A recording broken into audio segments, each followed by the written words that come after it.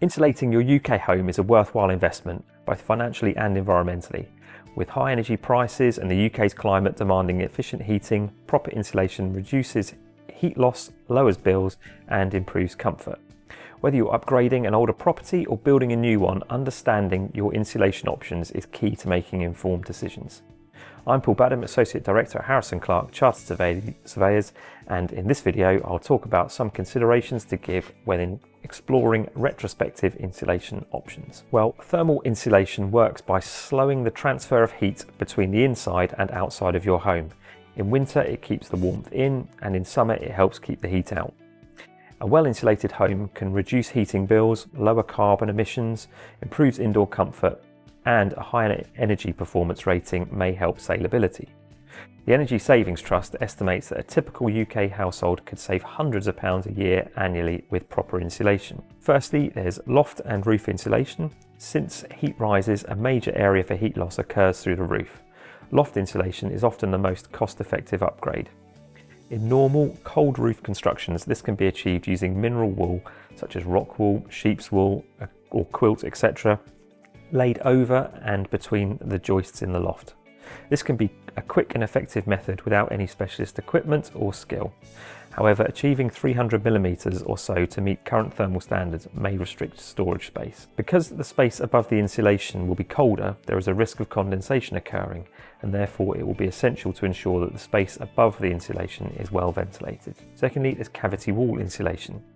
Most UK homes built after the 1920s have cavity walls, although in parts of the country this was normal building practice from much earlier times. These walls comprise 2 layers of masonry with a gap in between them. Filling this gap with insulation can significantly reduce heat loss. Materials such as polystyrene beads, foams or mineral wool have been previously injected or blown into walls via small holes drilled in the outer skin. This is again effective, but it may not be suitable for all properties, such as those with damp issues, narrow wall cavities or areas of high exposure to wind and rain. Problems have occurred historically when this is not done in properties, leaving voids in the insulation, slumping of some types over time, and this can lead to damp ingress or condensation issues. Third, there's solid wall insulation. Older homes may have solid walls with no cavity. These lose heat readily and require other internal or external insulation methods. Internal wall insulation normally involves fitting insulated plasterboard or insulation within and over framing on the inside of the wall. This is quite effective and may be suitable for properties where the external appearance cannot be changed, such as in conservation areas or for listed buildings. However, it reduces the space inside the building and requires careful detailing around openings. External wall insulation can be achieved using a variety of systems, where insulation is placed on the external walls and then it's protected by cladding or render systems. This can be costly and again depends on ensuring the detailing is correct at openings.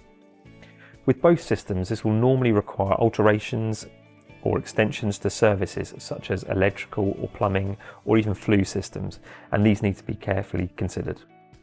Changing the position of insulation in the wall could also result in condensation forming within the wall construction, and this will also need to be carefully considered.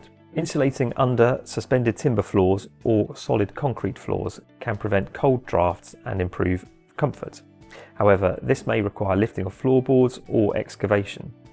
Adding insulation on top of a concrete floor may significantly increase its height and require significant other internal alterations. However, this may be suitable as part of a significant refurbishment project. This one is often overlooked, but sealing gaps around windows, doors, chimneys and floorboards can make a significant difference for a very small cost outlay.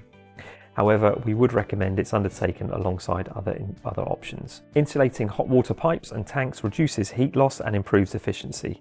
This can also be done as an easy DIY task with a quick payback. Whilst not strictly insulation, upgrading to double or triple glazing and insulated doors helps retain heat.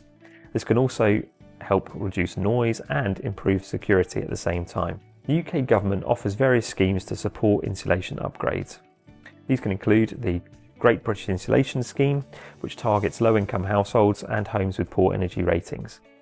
There's also the Energy Company Obligation, ECO, which requires energy suppliers to fund energy efficiency improvements. There's also local authority grants. Some councils may offer support for vulnerable residents. You can check your eligibility and apply through gov.uk or your local council.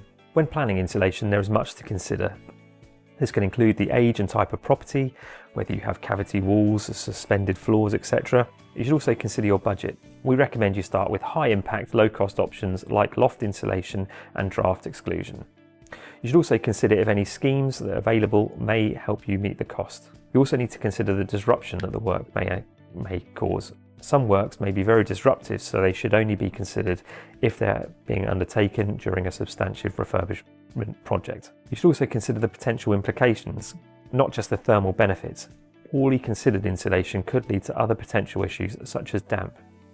Don't rush into options, particularly from cold callers or firms pressuring you by saying your home needs to meet current standards. This is complete nonsense. Insulating your UK home is one of the most effective ways to cut energy costs, reduce carbon emissions and improve comfort.